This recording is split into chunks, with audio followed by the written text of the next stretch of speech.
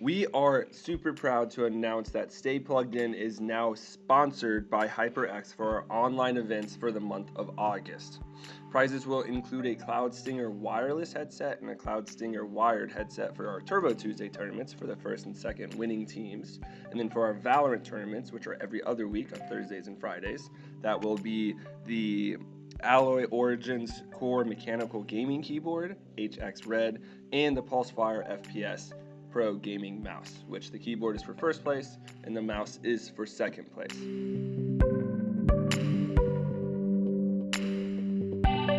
Hello, everybody, and welcome back to another episode of Spincast. Today, we're diving back into really two of our mainstay topics on the production side of esports and also collegiate esports as well. So without further ado, we are joined today by Joe Navarro. He is one of the admins in Collegiate, Rainbow Six, CSL, and does production work with CCS2, another mainstay league in the Rainbow Six Siege space as well. And he's also a student at Angelo State, an accounting major. So without further ado, Joe, go ahead, introduce yourself. Tell us where your passions in esports started and how that background took you to where you currently are and all of those different parts you're currently involved in. Well, for me, my passion with esports kind of started when I was younger with video games. So when I was young, I played my first-person shooter, which was Halo 3, with my cousins over in Austin, Texas. And I somehow managed to guilt trip my mother into buying it for me, even though I was only in like late middle school at the time. Fast forward towards the end of high school, I'm building my own PC. I've seen a lot about esports. I got hooked on Rainbow Six Siege right at the end of my senior year. I'm like, if I can run it on an HP notebook, while I'm building my PC, I can compete. And fortunately enough, my university happened to have a couple of students who were getting a team together for Collegiate R6. Back in the day, I was just a player myself, and I was playing on just this rink-a-dink laptop as a support player, helping all these big fraggers out, go and just play and have fun. And eventually, I found the drive into me like, okay, I'm not really that competitive. I'm not the guy who's going to go out and frag. I'm not the one that they need on the team. I'm the one who should be behind the OBS system or on the side of the rulebook, the producer, the admin. And so I just started diving into whatever I could find. So I dived into a bunch of what we call tier 3 or tier 4 leagues in Rainbow Six. And that's kind of like the amateur leagues. That's the ones where they're taking anyone and everyone, paid and unpaid. It's just, all about making a community and gaining that experience for the players, for the moderators, for the admins, for everyone.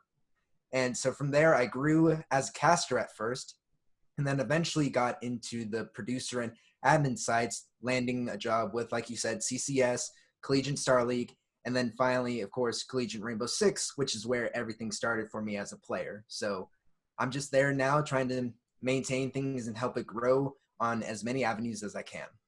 Yeah, absolutely. I always love to see the community scene, right? That tier 3/4 really just have that platform to give people like you the ability to expand their skills and hone their craft in. So my first question would be really kind of just take us through a day of what you do on the administrative side or the production side in CCS, CR6 and CSL. What does that look like day to day? Where are your responsibilities for those viewers out there that aren't really sure what happens behind the scenes with esports? All right, well, as far as administrating goes, it's a lot of what you might expect. So with Collegiate Star League, we currently work with an email or Discord support system. So players will be either emailing us to a shared inbox between me and my fellow admins, or we'll be getting messages on Discord, and we handle them accordingly, talking to the right departments as needed. For Collegiate Rainbow Six, we handle that primarily through our Discord or through our Battlefy, depending on where the issue lies. And that's a lot simpler because it's a more smaller thing compared to Collegiate Star League. Collegiate Star League has over a dozen games that we're doing, whether it's, Smash Bros or League of Legends, Rocket League, CSGO, a whole bunch of complicated stuff that has to intertwine into perfection. Meanwhile, Collegiate Rainbow Six is just focusing on Rainbow Six Siege, and so that makes it a lot easier for us to handle. And then with CCS, that's honestly been on kind of like a slow simmer right now due to like COVID and everything. We're working on building towards season 5 and our season 2 of CCSW, which is our women's league. And, currently there's no officially released date for that, but previously we have released that we're wanting to do that as soon as possible. So as soon as we get the go ahead, I'm ready to start doing production for that. Yeah, absolutely. I know CCS is like the most exciting kind of community-driven league associated with six outside of, obviously the big one, Pro League, and then the biggest second is Challenger League still. I know there's rumors that CCS might get Challenger League. Doesn't look like that's happening yet, but all exciting stuff there. Now, next question, more on the production side. Like you said, you have some experience with OBS on the production side. So talk us through, what you like to see in production, how you kind of build out your production workflows. Just kind of explain that process to everyone that's somewhat unfamiliar with that. So with that process, it adds a bunch of plugins that you're not going to find in your standard OBS thing. So it's a lot of preference, but usually you'll want to talk to your fellow producers and casters and observers and get a system worked out ahead of time. So the worst tier 3 and T4 leagues that I've worked with would be the ones that put everything off to the last minute, whether it's an hour before the match, 30 minutes before the match, 5 minutes before the match. That's the worst thing you can do if you're trying to gain experience, because then you're not learning. You're just trying to cram things together and hope that you can fit the circle in the square hole, and that's not going to work out in the long run. So ultimately, it's about experimenting with not only what these systems like OBS give you at the base level, but also looking into what you can add onto it, because a lot of people will make these free plugins such as Voice Meter Banana. It allows you to control your audio system much more in depth. It is a little bit complicated to learn at first, but it allows you to control, oh, I can hear everything going on, but they're not going to hear me talking on stream. But the cat, it allows it to intertwine much better than just, oh, OBS is on and let's go.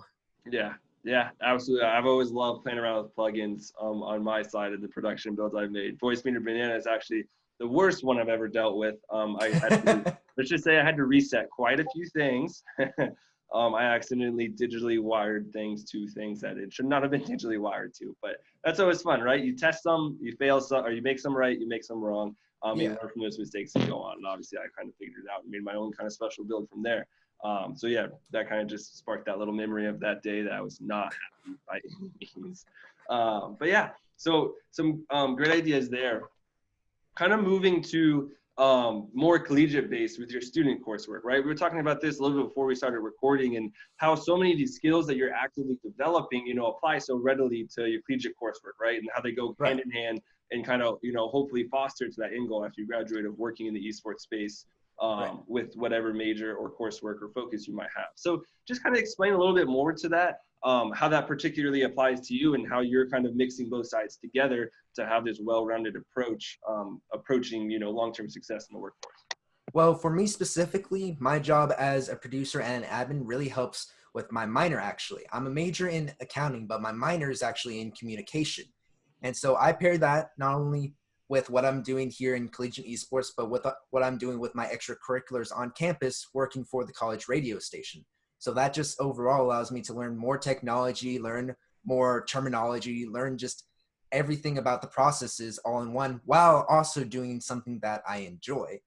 Now, on a different train of thought, this isn't about me personally, but I've worked with several people who are like computer science majors, and they will be the people who are developing these collegiate esports websites or developing forums to make it easier for players to do certain things. And so shout out to Tango and Denchief over at CR6. Those are our two main guys for dev and web building. And shout out to the whole dev team, because without them, we wouldn't be able to do what we do. We're currently building a website to have a whole bunch of functionality coming up for our 5th season here in fall 2020. And they're really taking the lead on this. So I'm very proud of them. Yeah, absolutely. I always love to see those, the teams of younger people, like a lot of college students most of the time, really kind of take that initiative and then just launch forward and create something pretty special, like it sounds like you're making with that new website that can help integrate all these new functions to really streamline the process. Because we all know there's, like you said before, there's some leagues, some tournament providers out there that their process is very, we can go with like grainy, to say the least. So, having that streamlined approach just makes it easier for everybody. The admins, the refs, the producers, the observers, the players, ultimately is the most important. So that's awesome to see. Kind of going off that idea, you brought up the radio show. Tell me about some of the similarities and differences on the production side between radio, real big mainstream media format, right? Been around forever. compared to the new production in esports, right? Really new, only maybe 4 or 5 years old, on that like mainstay type of. So talk us through some of those similarities and differences that you've come across.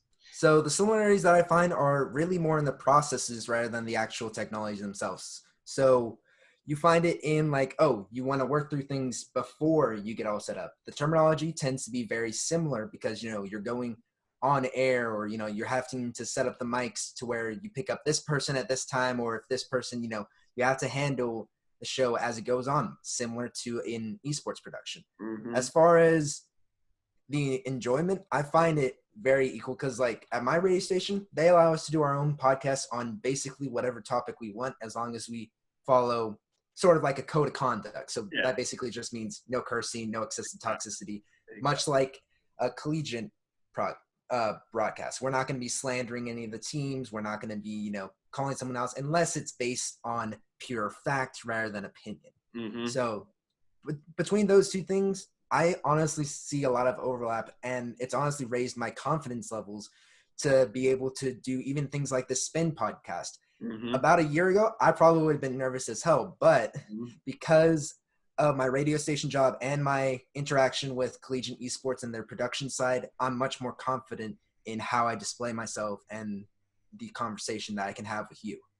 Yeah, absolutely. And I've personally gone through some of that stuff too, is having these opportunities to just talk freely and openly, really just over time builds that confidence, like you're saying. And you can obviously take that hand in hand with what we were saying earlier with your communications degree, and really advance that so you can apply it. Like I always keep coming to long-term success, which is kind of the goal of anybody, is, finding that career that you're passionate about and being able to wake up every day and be like, oh my God, let's go, let's get to work. I'm ready to go, right? Yes. So I absolutely love to see it. Kind of looking towards the future a little bit, you've had a number of different experiences on the admitting side, on the production side, in the radio and esports, and in all these different leagues as well. Speak to us about some of the things that you want to see more of, or see some change that could help fill some holes that you think are currently there on the esports side of things, that you think could improve the esports scene kind of in that holistic fashion and bring esports to that next level. I think that, especially since we're in the age of Corona where everyone's going more virtual, or like they're getting credit hours cut for the semester or something like that, I think what we really need to see more of is people who have the passion to step up and fill these roles, even if, and this is a big thing, even if you're not being paid. Because a lot of people, they want to get paid right off the bat. And I'm not talking down on them for wanting that. But when you first start out, you need to understand that a lot of it's about either honing your passion or developing that experience. So I only currently have one paid gig, and that's from Collegiate Star League. That's because I've been fortunate enough to be contracted for a tournament ad position there. For CCS and for Collegiate R6, currently I haven't worked any paid positions there for them, but we're growing to the amount where I'm experienced enough to eventually get on a CCS production that does allow me to get paid, or we're growing in CR6's size that does allow me to get paid eventually, or if nothing else, be able to walk away from it and see, okay, I'm leaving the team in a good place if I need to leave for like my senior year for my research projects or my thesis or anything like that. So it's just all about making sure the scene can continue to grow and also making sure it can survive without you. So I want to see more students coming up with that passion to invest time into esports, because I have a hell of a good time doing this. And I imagine you do too as well, Kyle. Yeah, absolutely. And it's like you said, kind of, honing your own passion and, paving the pathway for those younger than you, right? Those that are beneath you, looking to grow the same way that you have or I have. And that's something beautiful to see, because that just starts to snowball and it grows the industry overall, which is all we want to see, right? We want to see esports become the mainstream competition of the world, right? Obviously, Precisely. Obviously you have to compete with world soccer at some point. Esports is flying past most of the big ones: NBA, the NHL, MLB. NFL is the next titan, and then obviously world soccer is that final boss, to put it in esports terms. So yeah, absolutely love to see it. Kind of looking back a little bit, right? Kind of just going off that last point of creating these pathways. What advice would you have for younger students, right? The high school students that you want to see kind of come into their own in the same way you did. What advice would you have for them to stay on that path and really develop these skills to be successful collegiately and then long-term as well? I would recommend to be willing to take risks, but also make sure you have counterbalances. So for me, that's me and my accounting degree. I'm not the strongest with computer science or anything like that, so I didn't go into that path. I went with accounting and communication because I know it's applicable to a lot of things, including esports. So while I do want my dream job to be something to do with producing or admitting or even accounting for esports, since I'm a money person, since I'm a finance person, I do recognize that if that does fall through, I need to make sure that I'm not just, out there hanging by a thread. I need to make sure that I have something to go off of. Because at the end of the day, if you put all your passion into it, but you don't have that safety net, you're just hurting yourself more than anything else. And that's what I don't want to see happen to anyone going into esports. Yeah, absolutely. The esports field is expanding rapidly, but always having, those skills that you can apply to esports and then a parallel industry as well, right? The obvious one that I was kind of say is you have your software developers, right? Those can easily go into game development, right? Where they're creating these esports titles, but they can also go work for Google or Amazon or Twitch, right? All these other platforms that have these very complex softwares in a number of different ways, right? So all those skills are so translatable, just making sure that they are translatable instead of having that narrow focus. Love to hear it. I think it's a great kind of passion or kind of idea from you. Kind of going as my last question here before we wrap up, all right, is what does the future hold for you? So we talked about, what that advice looks like or the future of esports. But if you could get your dream job, I know you talked to it a little bit, but you can expand a little bit more. Is that dream job, what does it look like? What do you want to do completely where you'd be so happy at, say, 30, 35?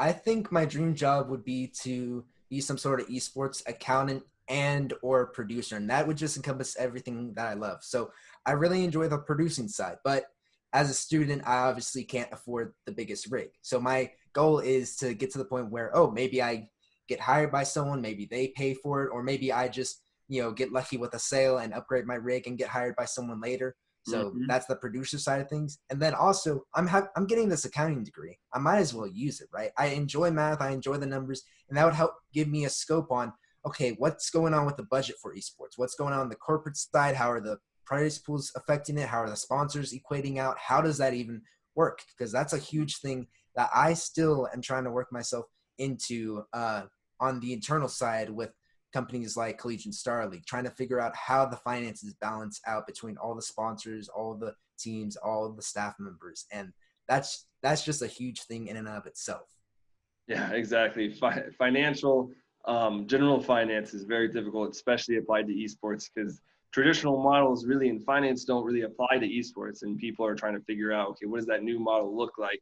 Because obviously, every company needs to make money at some point. That's kind of the point.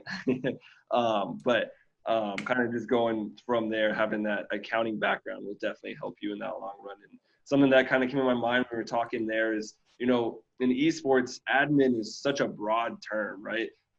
When you look at like the NFL, right? I always look at it like kind of like that, like the logistical support staff, right? They're all kind of admins in their own way, right? And you can be an admin and be on that financial side, right? You can be an admin and be a ref. You can be an admin and be a hardware person, right? Making sure the computers are physically working correctly. You can be a software admin, all that kind of stuff. I think admin is just so broad that over time, especially in esports, we'll start to see these delineations and changes start to happen. So yeah, unfortunately, we are running out of time. I think we had a great discussion on a number of different topics. I always love these esports podcasts because we get to really sit down and look at esports from a different approach, right? Than sitting down just talking about a game, which is what almost all media forms in esports are. So really kind of taking that step back and looking at the industry is just so fun for me.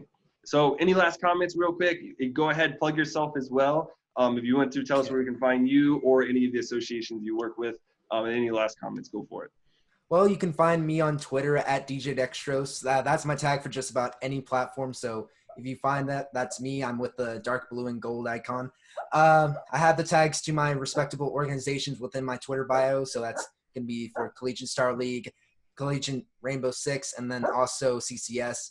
And, the last thing I want to say is just, while I do say have that safety net, again, pursue your passions. That's what college is for taking that swing. At least step up to the base and take a swing. Otherwise, you're going to regret it for the rest of your life. Absolutely. I could not have put that better said than I just repeated myself. I could not have put that better than you just did right there. So once again, thank you for taking the time and coming on the podcast. I really appreciate it, and we do as well over here at Spin. To everybody out there, thanks for staying the entire time and watching the entire episode.